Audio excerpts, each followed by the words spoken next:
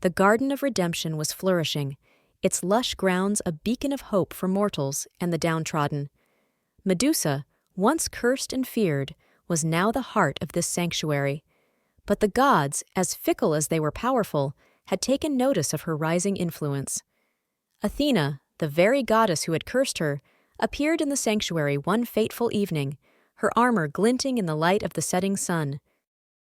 Athena spoke with cold authority. "Medusa, your sanctuary has grown beyond its bounds.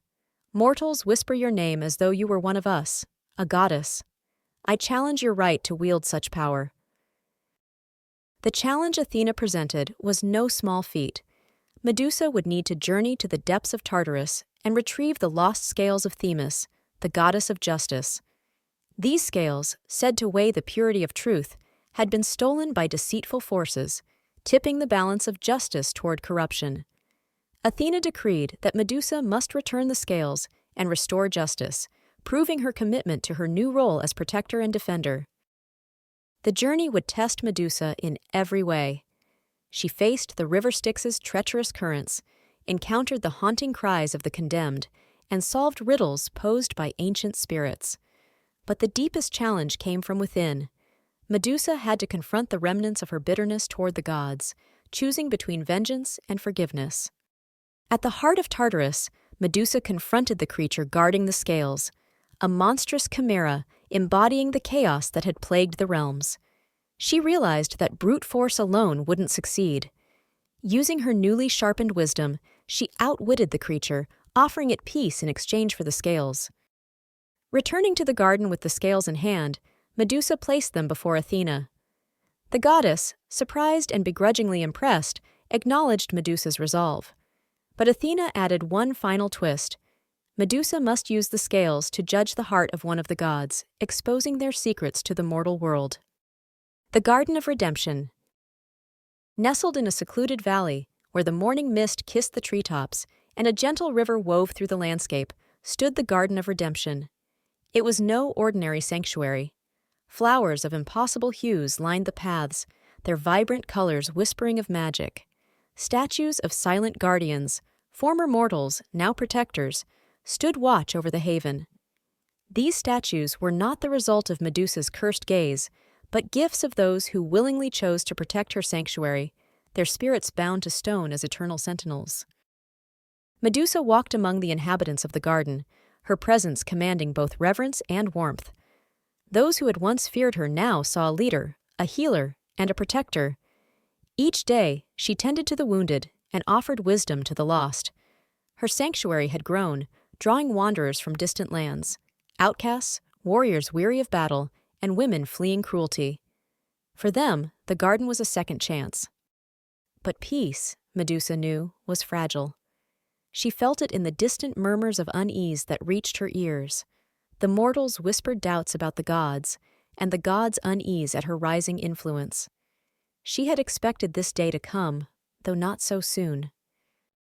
As dusk fell, the air grew heavy. A sudden, otherworldly silence blanketed the garden. The breeze ceased, the flowers seemed to hold their breath, and the shadows deepened unnaturally. Then, from the fading light, Athena emerged, her golden armor casting an ethereal glow. Her owl companion swooped overhead, its cry splitting the silence. The mortals gathered, their faces pale with awe and fear. Medusa, steady as the earth beneath her, approached Athena. Her green eyes, no longer cursed but sharp with wisdom, met the goddess's gaze. The tension in the air was palpable, a thread stretched taut between them.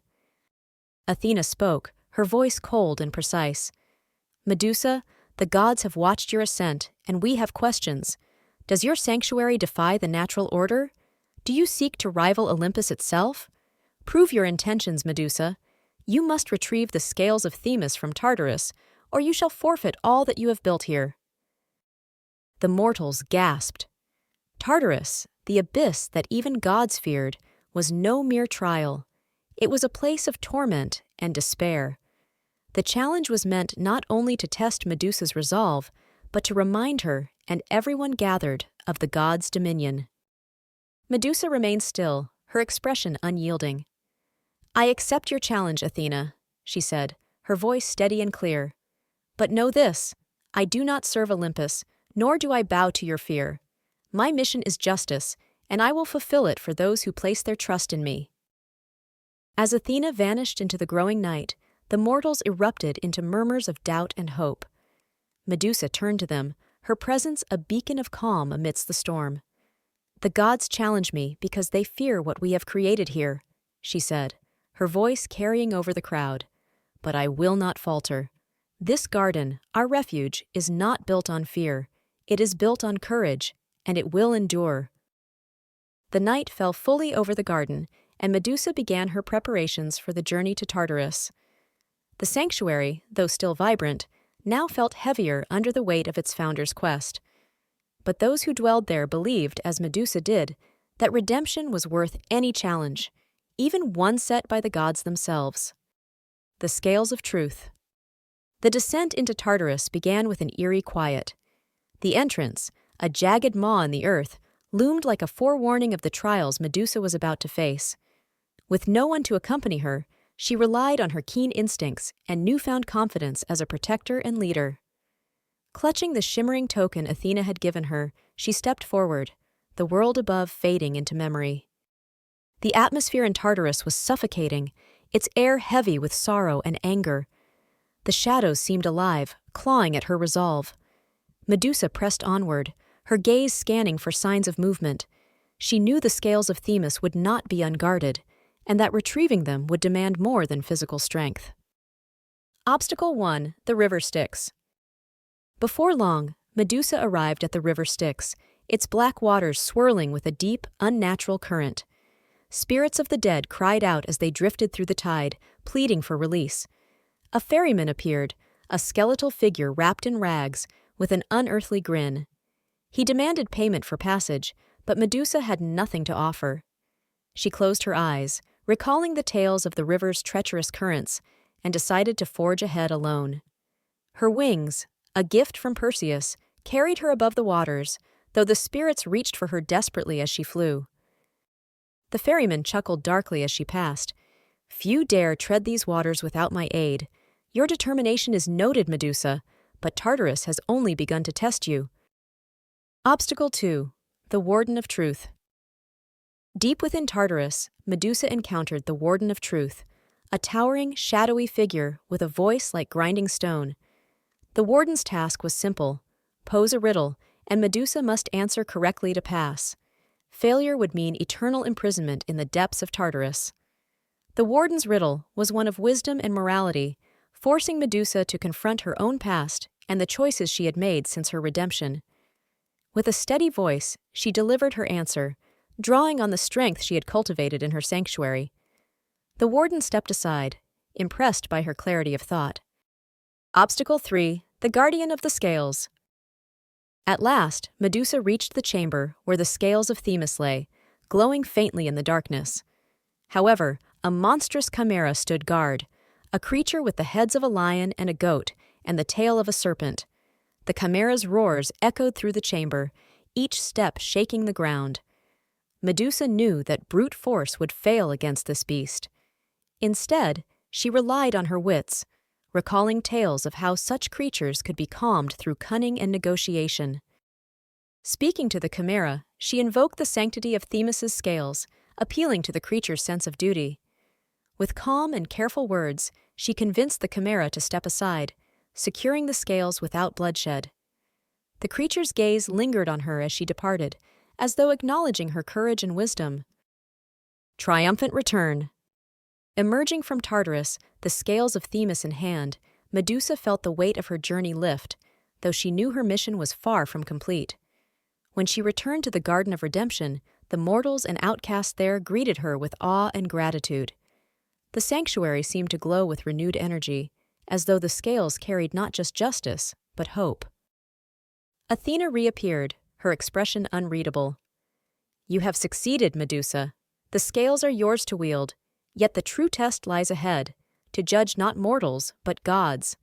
Are you prepared to expose the truth, no matter the consequences?" Medusa nodded, her resolve unshaken.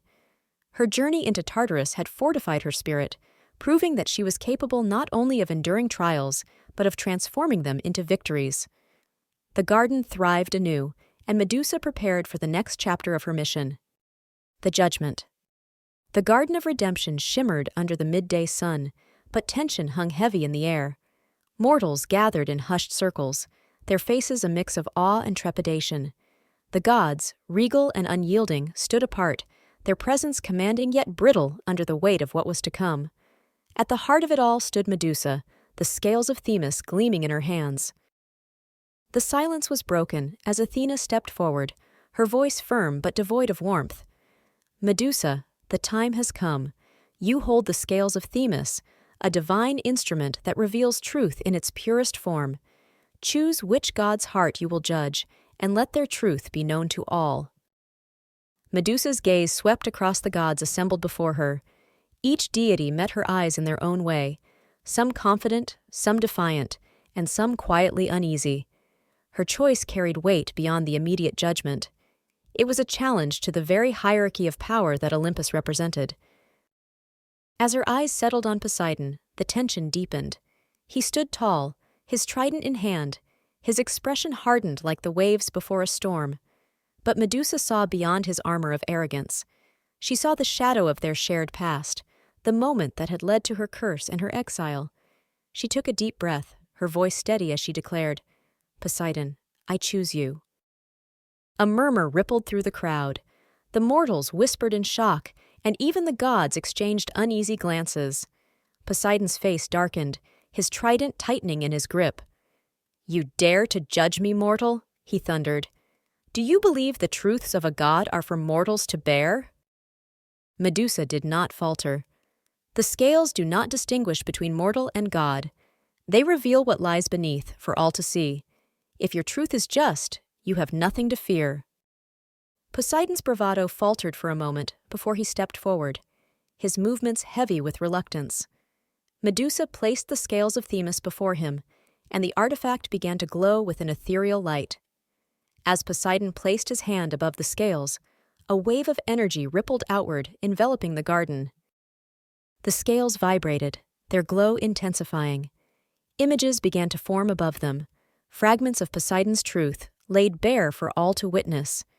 His arrogance and cruelty were the first to appear, a reflection of the godly dominance he had wielded for millennia.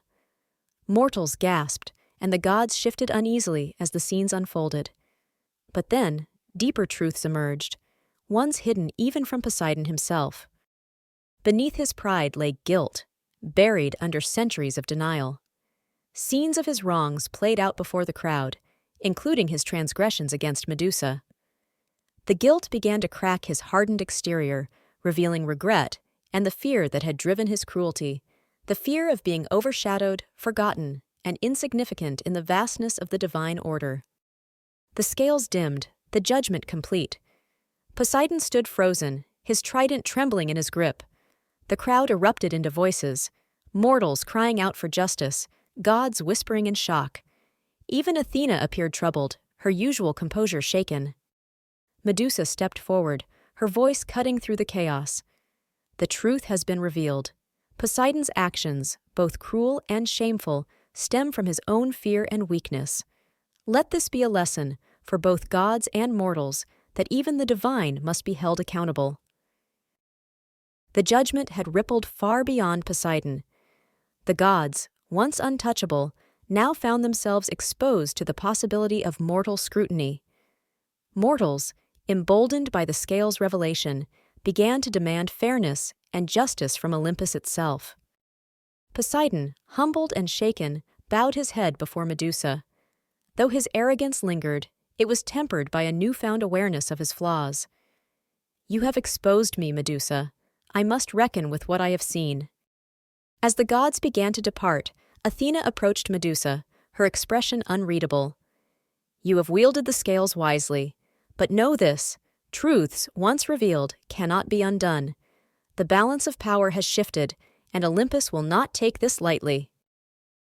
Medusa returned to the garden, the scales of Themis now resting in her sanctuary. She had fulfilled Athena's challenge, but the consequences of her judgment were just beginning to unfold. The garden thrived, but the seeds of change had been sown, for both gods and mortals. The Reckoning. The Garden of Redemption was no longer just a sanctuary. It had become the epicenter of an upheaval that echoed across both mortal and divine realms. The revelation of Poseidon's flaws had shattered the illusion of divine perfection. Whispers of discontent rippled through Olympus, and among mortals the air buzzed with newfound hope and defiance. Poseidon's shame. Poseidon had returned to his domain, the sea no longer reflecting his pride but his turmoil. The once mighty god, who had ruled the waves with an iron fist, now found himself questioning the very foundation of his identity. His arrogance had been stripped away, leaving him vulnerable and exposed.